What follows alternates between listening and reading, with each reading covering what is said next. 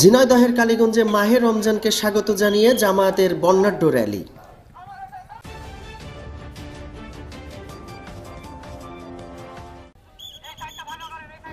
পবিত্র মাহে রমজানকে স্বাগত জানিয়ে বর্ণাঢ্য র্যালি করেছে বাংলাদেশ জামায়াতে ইসলামী কালীগঞ্জ উপজেলা শাখা।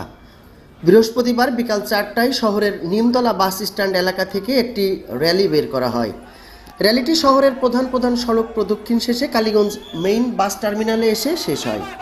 স্বাগত র্যালিটির নেতৃত্ব দেন কালীগঞ্জ উপজেলা জামায়াতের আমির আব্দুল হক মোল্লা। উপজেলার বিভিন্ন ইউনিয়ন থেকে আসা অসংখ্য ধর্মপ্রাণ মানুষ র্যালিতে অংশগ্রহণ করেন। র্যালিতে মাহে রমজানকে স্বাগত জানিয়ে বিভিন্ন স্লোগান দেওয়া হয়। র্যালি শুরুর আগে নিমতলা বাস স্ট্যান্ড এলাকায় সংক্ষিপ্ত আলোচনা সভা অনুষ্ঠিত হয়।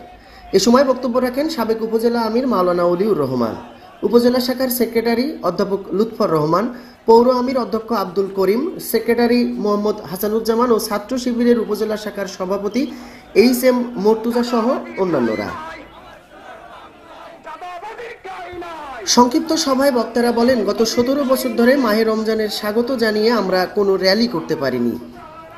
পবিত্র মাহে রমজান যেমন আমাদের কাছে আনন্দের, ঠিক তেমনই রমজানের পূর্ব মুহূর্তের প্রস্তুতি ও স্বাগত র্যালিটাও আমাদের কাছে সমান আনন্দের।